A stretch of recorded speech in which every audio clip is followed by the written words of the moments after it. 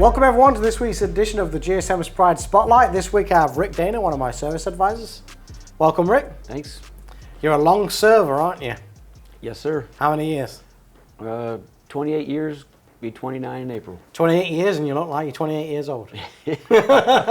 Hardly. A lot of gray hair now.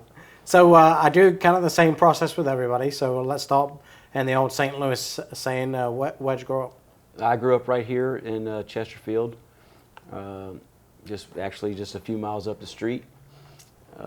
Lived here, I think my folks moved here in 1980. I was born in Louisville, Kentucky. They moved here in... Oh, you were born in Kentucky? Yep. My folks moved here in 1980, and they've been living up there ever since. So, like I say, I grew up local. I'm a local guy. Yeah? Yeah. What high school did you go to? I went to Lafayette. Oh, you did? Yep.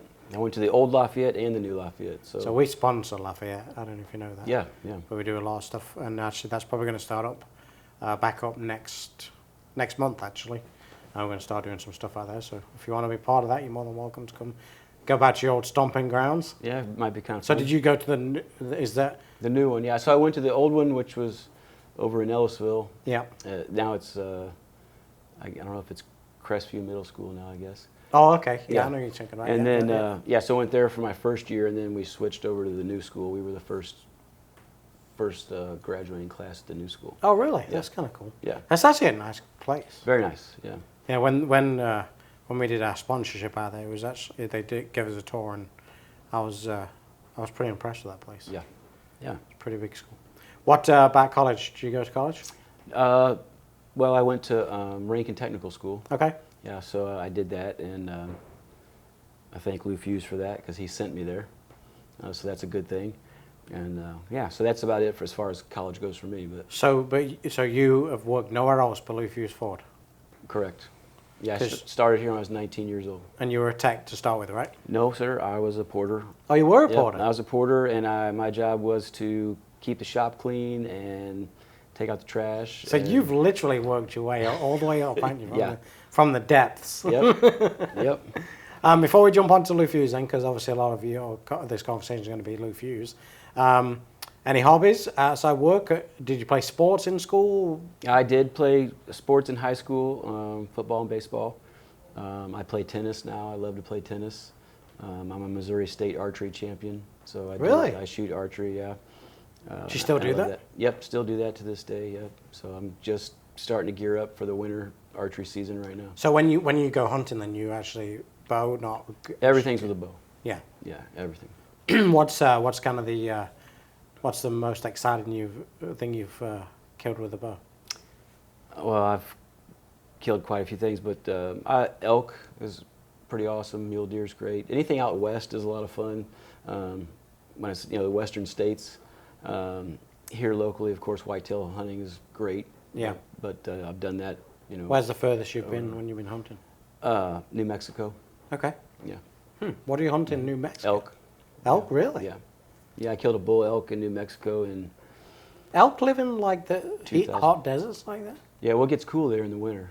Oh, I guess yeah, it does. The altitude, yeah, is high. So. Never traveled to Alaska? No, never been to Alaska. I haven't been to Canada yet, but I'd like to do both. So I knew somebody who used to go to Alaska bow hunting, and he came across a moose one time, and also killed a bear with his bow too. Yeah, that's a lot of fun. Yeah, so I can't imagine what that's like, aiming at a 8-foot bear with a bow and hoping that it tears a big hole in him, because if you don't, he's going to get hurt himself. Yeah, you just got to hope you can run faster than your buddies. That's a good point. But the arrows that you use actually create a pretty large hole, right? That's why you can kill such big animals like that. Yeah, it puts about a 2.5-inch hole in them. Because it splays out as it goes through and makes a little bit of a mess. So do you, when you go hunting, do you bring it back and like clean it and stuff and eat it or not? Oh yeah, yeah. Do you clean it yourself? I do all of it myself. I butcher them. From the field to the grill to the table. Oh, really? All done by me. Yeah. Where'd you string it up at? In your garage? Wherever. No, actually, I was very fortunate growing up. I had a really good spot to hunt up here, and I have a tree up there that's got everything. You know, it's got a block and tackle in it, and I hang them right there and skin them and quarter them, and then I have a couple different freezers and refrigerators and whatnot to butcher them up at home. Well, when you do that next, let me know. I'll be buy happy some to stuff off you. bring you a steak. Yeah. I actually, when Chad went, I remember, Zach, you might remember this. Remember when Chad went somewhere that it was really raw, and then he brought a cooler with no ice in it with meat and left it under the canopy and forgot about it, and it reeked. It was I can imagine. It was disgusting. Yeah, I can imagine. And I called him and said, "Hey, Chad, what are you doing?" He goes, "Oh, is that where I left it?" I'm like, "Yeah," and it stinks really bad. Because obviously a cooler kept it cool, but not without ice in it. It didn't last very long. Oh yeah, no, it's So is that your main hobby now then? Yeah, like I say, archery, and I played a lot of tennis. I like tennis, good exercise. Yeah. Whereabouts you play tennis at? All over St. Louis. I'm on a men's team. Oh really? Yeah, so we play. I play probably 3 or 4 days a week, but every Sunday we have a actual match set up against another men's team. So you know, Zach will probably put a picture up. You kind of look like Andre Agassi a little bit. Yeah, I appreciate that. Career. I wish I could play. I wish I could play like him. If I could play like him, I'd be all right. Yeah. Is he? Who's your favorite tennis player? McEnroe, John McEnroe. Really? Yeah. Going back to old school. Yeah, you can't be serious. Yeah, he was a character, wasn't Yeah. he? That's for sure. Yeah, he was great. So obviously, growing up in England, Wimbledon was always a pretty big event every year. Yeah. So I watched a lot of tennis back in the day. Yeah, I like it. It's fun. Yeah, it's a pretty big deal if you even just get to go to Wimbledon, because it's a pretty big event. So you don't really get centre court. You don't get tickets very cheap there. That's for sure. Yeah, I can imagine. Okay, so let's speed up a little bit. Let's get you back to Lufuse. So you start off as a porter. Yep. What year was that? 1993. How long were you a porter for? I'm going to say I was a porter for 2 years, maybe 2 years. Was it always your progression to go into the shop then, or weren't you Yeah, sure so at when that I point? first started here, I didn't know. I was just a kid that needed a job, you know. And then I got in here, and I got to know all the techs and all the guys. Because what would happen is anytime they'd pull a car out, I'd jump in and mop their bay or clean it up. So I got to know them all pretty well, and they kind of just took a liking to me and started teaching me a little bit. And then it just turned out that, hey, this is something that I was interested in and liked. And back then, the shop foreman, his name was King Kabbalah, he actually went to the general manager at the time and said, hey, this kid's a good kid, and he's interested in learning, and maybe we should give him a chance. So they did. They sent me to Rankin Technical School, and I worked here during the day, and I'd go there at night. And I think that was a 2-year program. So by the time I started that, they made me like a lube tech. So I just changed oil during the day here, and then went to school at night. And then when I got out of school, I believe they made me like a 2nd-year apprentice. So there was two more years before I became a journeyman. So I think from the time I started to the time I actually became a journeyman was probably almost 6 years. So who was the GM at the time? Charlie Hoppin was his name. Charles Hoppin. What year did Gary start? Oh boy. I'm not really sure the exact year that Gary started, but I don't know how long Charlie was here. I'm not sure on the year that Gary started. I was just curious. So you've been through all the GMs that have been there up to now then? Yeah. So you'd be, well, I consider you the third, because kind of between you and Gary, those guys were, I don't really know who we. Well, we had Mark for a little bit, then we had Chris, remember? Yeah, but Chris. Yeah, Chris. Actually, Chris was great. Yeah. So I want to say I consider you the fourth then, because Mark and the other fellow that was up in there, they were there for such a short period of time. They didn't really do much. But yeah. So I've seen. I couldn't tell. I mean. Well, that's what I was getting all at. those GMs. The changes you've seen. Yeah. When as a technician, I was a technician then for like 20 years, I guess, out of my time that I've been here. If you started as a porter, I can't tell you how many service advisors I've seen, how many other techs I've seen, how many porters I've seen, salespeople. I'd say here recently is actually some of the guys that have been the longest stay. Yeah, because, that's for sure. Because it used to just turn over quite a bit, And that's something we've really worked on. I'm sure you've been a part of it, is trying to build a team that we wanted to stick around for a while. Yeah, I think one time I was sitting down and I counted up that in my 20 years as a technician, I think I had 11 different service advisors. Yeah. That's crazy. Yeah. Oh, that's nuts. So you were about 20 years you were a tech for. Mm-hmm.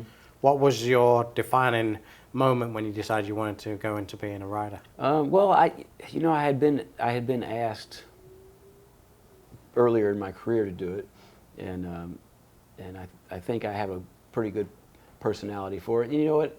I was just getting sore and burnt out, and Yeah. my arms are tore up, my knuckles are killing me, from turning wrenches all those times, and I mean, I've over the years I've been a pretty dedicated employee. I've always shown up to work, I've always worked hard, and so my body was taking a toll. Just done. Yeah, and so I just decided, what, maybe it's just time for a change, and for me it was a great change to make. I mean, it was just a shot in the arm. And well, you kind of hit the ground running, right? You didn't yeah, really I mean, there wasn't. It was a pretty easy progression for me. When they did hire me, of course they stuck my desk right inside of the service drive door with it. So every person that walked in came right to me, Yeah. and I had never done it. But it was just like thrown in the fire, and I learned quick. And yeah, and because you became a rider what? 2018. 2018. So I'd have been here. Mm-hmm. But I was a GSM. I was going to say I never really noticed much of a transition. In fact, if I'm quite honest, I didn't even realize you were a tech before you were a rider. Yeah. Yeah, and I'm still. And that's a testament to you, because that means that I didn't see any difference. I just thought you were a rider. Well, I appreciate that, and I'm still a senior, certified senior master technician through Ford. I keep all my training up, keep all my schooling up, and that way. Well, there's actually a funny story. Rick used to, even though he's a service advisor, he used to sometimes inspect some of the cars if we needed one knocking out real quick. Yeah, if we need one fast, I'm the go-to guy. Yeah, Rick, can you just do this? And then after a while, we were like, no, stop doing that. That's enough. You have other things to do. Yeah, you're a service advisor, not a tech anymore. Stop. Yeah. Yep. What's the biggest difference you've seen between being a tech and an advisor? Obviously, other than the physical side. Yeah, well, and I'll be honest, I never realized until I became an advisor, I didn't really have a much of an appreciation for them and their job until now that I've done it. Yeah. And now, when I look back as a tech, there was a lot of things I probably would do differently that I wasn't doing, or but just the dealing with people every day. As a tech, you don't really have to talk to anybody. You just do your job and move on, and every day down there, you have customers to talk to and things like that, and all the different personalities, and trying to maintain a good, healthy relationship with all the customers and things like that. That's the difference. Yeah. And I enjoy that. Like I enjoy socializing with customers and talking to customers and trying to help them and do things like that. I get satisfaction out of that, So. Well, one question I got for you, and I know the answer to this already, but people at home don't. What's your aspirations for the future? I want to rule the world. No, I mean, I would love, I would love to become a manager at some point. I mean. And we've had this conversation. Yeah. If it happens, great. If it doesn't, it doesn't. I'll just keep on trucking every day like I do. But I would love for that to happen at some point. Well, you've never really given me a reason not to consider you. It's just right now you've got a really good guy that you've got to knock off his perch. Yeah, and I love him. And I love him to death. He's been so good to me. And Brian is really a good boss to have. Yeah. He's really a good guy to have in your corner, and he's helpful, and he is instructive, and he does a good job. And when you need something from him, he's there. Before we go, I have a question for you, because this always intrigues me, because I feel this way, and you obviously do, because you've been here for so long. But what's kept you loyal to this company for so long? I actually was thinking about that today, and it's just I feel like it's always been, for me anyways, and especially as long as I've been here, to me this place is like a home, and I feel like there's a good working relationship between ownership and myself, because to me it's just been, hey, it's always an honest day work for honest day pay, and I show up and I do what I'm supposed to do, and they do what they're supposed to do every week on Friday. I get paid every week on a Friday, and never have to worry about your check. Don't have to worry about getting a check, and if anything, they took care of me. They sent me to school. They taught me a trade. So I'm loyal. I mean, they were good to me, and I'm good to them, and there's no reason for me to leave this place. I love this place. Oh, I know you're a very loyal guy. Yeah. Because kind of a funny story, and it's funny now. It wasn't going through it, but we got audited for some things way back, a few years ago when Rick was a tech, and his name showed up a couple of times on the audits, and you were panicking a little bit. I was. Now, he wasn't even remotely on the list to be checked. There was just a couple that got slipped through the cracks, but he was panicking there. It worried me a little bit, but yeah, I mean, like I say, this place has been my whole life. I mean, like I say, I've been in this building for more days and months and years of my life than I've been anywhere else. Yeah. And so to me, it's like home. When the flood hit, I was here with that. I've done it all. Snowstorms, slept here. I mean, you name it. Whatever you got to do, you do. But like I say, it's always been good to me. So I'm just going to continue trying to be good to it. Well, I'm going to tell you right now in front of everybody, I appreciate your work. I appreciate your loyalty to the company. I'll be honest with you, and coming from a younger guy, I've seen you grow quite a lot in the last couple of years, especially as a rider. I appreciate that. And I think your leadership skills and your skills to go above and beyond when needed. I don't think there's many people that I see that have the vacation time that you have, that you take, but you still never cease to amaze me when you come in when you're supposed to be off. Yeah. It's like, what are you doing here? Oh, I got something I need to clean up. I'm like, just get someone else to do it. You got to do it. And but, but trust me, from me to you, general manager to advisor, that goes a long way with me, and I appreciate you doing that because that means you do care about your job and the people, and that's what you're supposed to do. Oh, thanks. I appreciate that. Yeah, and that vacation time is funny because I like to hunt, so when September rolls around, it's hunting season, so I save all that time. And yes, I know you do. And then I go, and I saw a meme the other day. It had a guy, and he was like, his boss is standing there, congratulating him on a perfect attendance award. And then in his head, he's thinking, as I'm about to tell my boss I'm leaving for a month for vacation. Well, that's the thing, because Rick's been here for 28 years. Yeah. He's got a lot of vacation time. And right around this time, I'm always saying to Brian, where's Rick? He goes, oh, he's hunting on vacation. I'm like, again? Yeah. Because it feels like you just quit for like a month and then come back. Yeah.